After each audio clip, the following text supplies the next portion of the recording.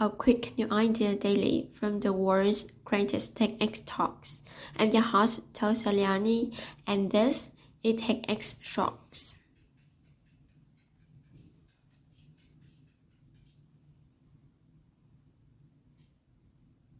Are you aware that within mere seconds of speaking, our voice can influence how people perceive us? Dr. Wendy Liborn has been a voice pathologist for decades, and today she shares 5 elements that will make all of our voices come up stronger and more confident. As a voice pathologist for the last 20 years, my job has been to look at what elements go into the most elite voices, what gets them behind the professional arena, and how do we maximize those elements. It goes far beyond the words we say, right? So they're all adage. It's not just what you say, but how you say it. And there is lots of coaches that talk about intonation and things like that. But the reality is the combination of certain elements that go into creating your voice brand. So let's take a look at these 5 elements. The first thing is intensity of voice. There is a comfort level for intensity. If I take a simple sentence, I need you to get this done today. And the only element that I change is intensity. I need you to get this done today.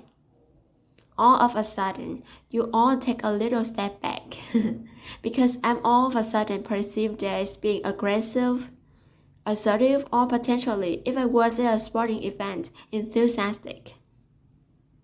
If we take that same sentence and all I do is change intensity, I need you to get this done today, I'm potentially being perceived as shy or uncertain of what I'm talking about. The second element that goes into voice brand is inflection or intonation. In music, we very rarely hear a piece that is on one note on the way through from the beginning or the end. That would be pretty boring, right? So the intonation patterns of speech. What make it interesting? In the two extremes, we have a highly sing-song rate where it sounds like you're talking to you all the time and you're perceived as being unintelligent in what you are saying. Or we have the complete opposite where someone totally doesn't change your tempo or their inflection at all. I need you to get this done today. They are bored, they are uninterested in what they are saying, and they're not connected to it. The third element that goes into your brand is rate. That is how fast or how slow you talk. So if you have a super fast talker, I need you to get this done today. All of a sudden, you feel super rushed. You are slightly agitated in what you are having to say, right? Similarly, if we slow down that rate of speech, I need you to get this done today. I'm perceived as condescending because I'm talking down to you because I'm talking so slowly. Just like in music, it's the give and take of the pace of what we do that makes it interesting. The fourth element is frequency. Frequency is measured in hertz, and we know that there are normative data for men, women, and children here in the United States and abroad of what the average fundamental frequency should be for us to like their voice. So frequency becomes important. The fifth parameter that is interesting in our voice brand is quality.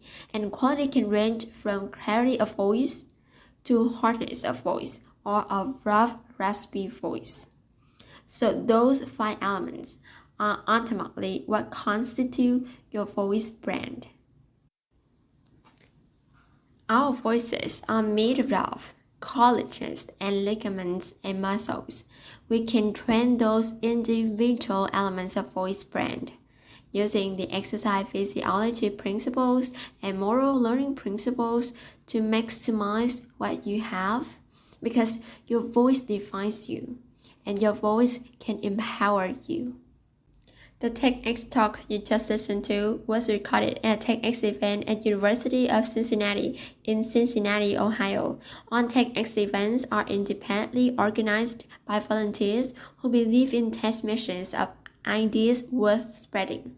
Special thanks to the organizing team at TechXU Cincinnati. Wanna listen to the full talk? Find Wendy's talk and more at TED.com/TechXShocks. I'm a Tosalino. Thanks for listening and see you next time.